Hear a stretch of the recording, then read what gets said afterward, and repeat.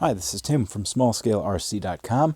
I have an overview of Axial's latest small-scale vehicle, the Yeti Junior. Can-Am, Maverick, X3, etc., etc., etc. It's a long name for this model, but the Yeti Junior is back. And honestly, after not driving my original Yeti Junior for roughly a year, I was about ready to put that model on eBay and get rid of it, get some money. Decided to pop a battery into it, and I rediscovered my love for that vehicle. So with this model, I wanted to get a closer look and see if anything had changed between the original and now discontinued Yeti Junior Rock Racer and this new model. Again, the very beautiful looking Yeti Junior Can-Am Maverick X3. Now, what I find interesting about this model compared to the original is the fact that I have seen hobbyists take that original form, the original chassis specifically for the Rock Racer, and they've been applying UTV and side-by-side bodies to it. In fact, New Bright makes a very inexpensive toy-grade side-by-side for a Polaris that body, with a few modifications, you can mount it up very nicely to that original chassis. In fact, I had planned on doing that, and again, it sat for over a year, and that project is kind of gone by the wayside. But with this model, you get a very scale, like I said, appearing UTV body that is pretty much designed just for this chassis. You don't have, there's no futzing, there's no modifications that need to be done. It's all done for you out of the box. There are some differences between this model and the original, specifically, the colors that you see on the different chassis bits. It's maybe hard to see there. You see the back trailing arms are red instead of black. Those aren't the only changes. It's more than just a color update. We'll dive into some of the other. We'll dive into some of those other changes in just a moment. Before we get under the hood or under the body of this model, I do want to take a look at some of the other items that come with this ready-to-run model. Again, this vehicle is $149. Not too bad. Around the same price as the original when it came out. I think for what you're getting an impressive model. Again, it remains to be seen. I really haven't put this through the paces outside of a few zips back and forth across my basement floor. That said, I've been pleasantly surprised by what I see out of this vehicle so far. Now, personally, one of the biggest and most pleasant surprises for this new Yeti Junior model, for me at least, is the controller. Now, I need another ready-to-run 2.4 gigahertz trigger-style controller in my life, like I need a hole in my head. But I am just thrilled that they replaced the old Tactic model with something a little more ergonomically pleasing. That other model, again, having not picked up that controller in over a year, picking that up, I remembered how unpleasant it was to hold. Just not a very good feel, no matter how you slice it, at least for my personal preference. So this new model that you get with the Yeti Junior is a Spectrum model. It's an STX2. Nothing too overwhelming about it. 2-channel transmitter.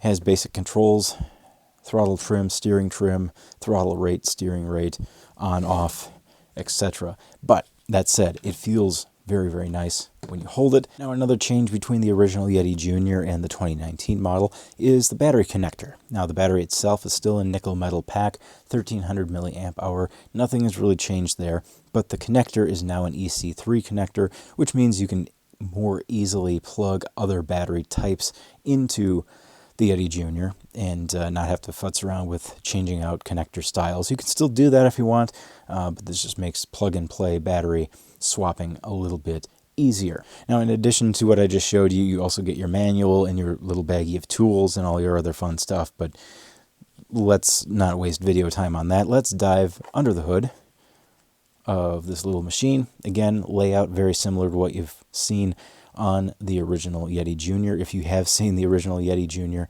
little 37 turn brushed motor sitting over here. Your combined receiver and ESC sitting right in the middle.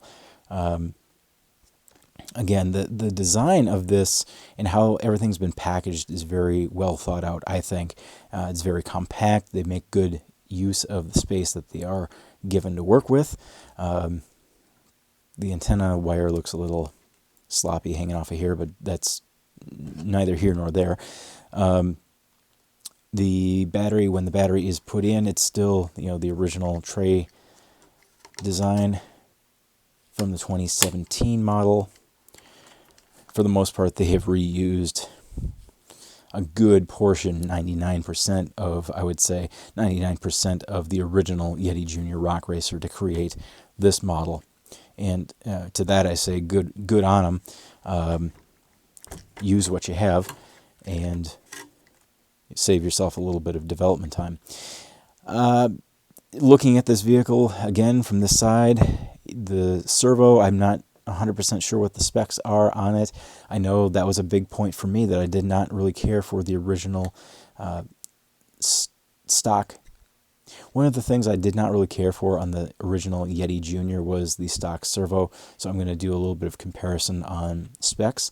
I did upgrade what I had and have in my original Y Junior, and am now running a Savox servo in that. So hopefully they've learned from their past mistakes, or at least in my opinion, their past mistakes, and have put a little bit stronger, beefier servo in there. Tires, again, I'm doing a lot of comparison to the original because that's kind of what's top of mind for me right now. Tires are a little bit narrower and they're a little bit shorter, but overall, they fit the scale look of this vehicle. Really, I had not planned on picking one of these up until I started seeing more and more people having fun with these in their Instagram feeds and Facebook feeds.